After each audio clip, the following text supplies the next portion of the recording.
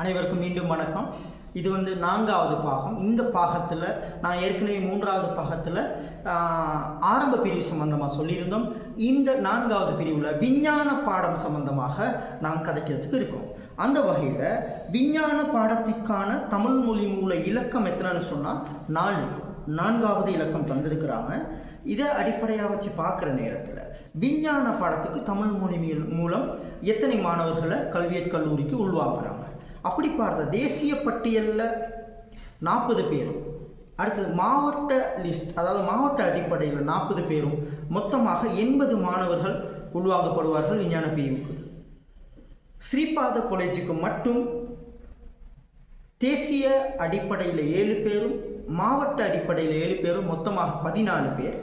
அதே மாதிரி விஞ்ஞான பிரிவுக்கு ஆங்கில மொழி மூல மாணவர்கள், அதில் தேசிய அடிப்படையில் 19 பேரும், மாவட்ட அடிப்படையில் 19 பேரும், மொத்தமாக 38 பேர். அப்போது விஞ்ஞான பாடத்துக்கு தேசிய அடிப்படையில் மற்றும் மாவட்ட அடிப்படையில் ரெண்டுலேயும் சேர்த்து தமிழ் மொழி மூல மாணவர்கள் 80 பேர், ஸ்ரீபாத கல்வியற் கல்லூரிக்கு 14 பேர், அதே மாதிரி ஆங்கில மொழி மூலம் 38 பேர், மொத்தமாக 132 பேர் விஞ்ஞான பாடத்துக்கு தெரிவு செய்யப்பட இருக்கிறாங்க. அப்படி பார்த்தா இந்த 2023ஆம் ஆண்டு உயர்தர பரீட்சைக்கு தோற்றுனவங்க 132 பேர், 2024ஆம் ஆண்டு உயர்தர பரீட்சைக்கு தோற்றுன மாணவர்கள் 132 பேர். அப்படி பார்த்தா கிட்டத்தட்ட 264 மாணவர்கள் இந்த தமிழ் மொழி மூலமாக விஞ்ஞான பிரிவுக்கு உள்வாங்கப்பட இருக்கிறார்கள். இந்த விஞ்ஞான பிரிவுக்கான தகவல் என்னன்னு சொன்னால், உயர்தரத்தில் நான் பயோ செஞ்சுருக்கணும். பயோவில் 3 எஸ்சித்திகளை பெற்றிருக்கணும். அதாவது பௌதிகவியல், ரசாயனவியல், உயிரியல் போன்ற பாடங்களில் 3 எஸ்சித்திகளை பெற்றிருக்கணும். அதே மாதிரி சாதாரண தரத்தில் மேக்ஸ் சயின்ஸ், அதாவது கணிதம், விஞ்ஞான பாடத்தில் சி சித்திகளை பெற்றிருக்க வேண்டும். இதுதான் அவங்களுடைய தகவல்களாக இருக்குது. அதே மாதிரி ஆங்கில மொழியை பொறுத்த வரைக்கும், அதாவது ஆங்கில மொழி மூல மாணவர்களை பொறுத்த வரைக்கும், ஆங்கில மொழி மூல மாணவர்கள் ரெண்டுக்கும் சேர்த்து, அதாவது தேசிய அடிப்படை, மாவட்ட அடிப்படையில் 38 பேர் தெரிவு செய்யப்படுறாங்க. இதில் இந்த 38 பேரில் 80% மாணவர்கள் ஆங்கில மொழி மூலமான மாணவர்களாகத்தான் இருக்கும்.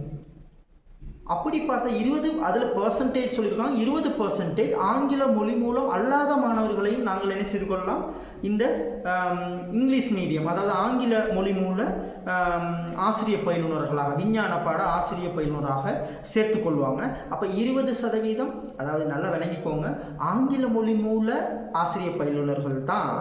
ஆனால் ஆங்கில மொழி மூலம் செய்யாதவங்களும் ஆங்கில மொழி மூலம் என்ன செய்யலாம். அப்போ அதுக்கு 20% ஒதுக்கி இருக்கிறாங்க. 80% ஓவராலாக ஆங்கில மொழி மூலம் பரீட்சைக்கு தோற்றியவர்கள் தான். சில வேளையில் இதில் பார்த்தீங்கன்னு சொன்னால் சாதாரண தரத்தில் இங்கிலீஷ் மீடியம் செஞ்சுருக்கணும். அதாவது அந்த 20%, இப்போ உதாரணத்துக்கு அந்த 80% மாணவர்கள் ஆங்கில மொழி மூலம் A-level தோற்றுனவர்கள் தான். ஆனால் அந்த பேலன்ஸுக்கு 20% சொல்லியிருக்கிறாங்கள, ஆங்கில மொழி மூல ஆசிரியர்களாக ஆங்கில மொழி மூலம் A-level செய்யாதவங்களும் இதுக்குள்ளே எடுபடுவாங்க. ஆனால் அவங்க என்ன செஞ்சுருக்கணும்னா, சாதாரண தர பரீட்சை ஆங்கில மொழி மூலம், அதாவது சாதாரண தரமெல்லாம் ஆங்கில மொழி மூலம் கற்றவர்களாக இருக்கணும் அப்படின்னு சொல்லியிருக்கிறாங்க. அப்படி நாங்கள் எங்களுக்கு 80% ஏற்கனவே ஆங்கில மொழி மூலம் பரீட்சைக்கு தோற்றிய 80% சொல்லியிருக்கோம் இல்லையா, அந்த 80% மாணவர்களில் ஷார்ட்டேஜ் ஏற்படுற நேரத்தில், அதாவது 80% மாணவர்கள் அப்ளிகேஷன் இல்லாத டைமில் 20%, அதாவது ஆங்கில மொழி மூலமாக A-level தோற்றாத மாணவர்களையும் விஞ்ஞான பாடத்துக்கு உள்வாங்கிக் கொள்றதுக்கு ஏதுவாக இருக்கும். அப்படி பார்த்தா இது A-level விஞ்ஞான பிரிவு அவங்க செஞ்சிருக்கணுங்கிறது தான் இங்கே மெயினாக சொல்ல வர.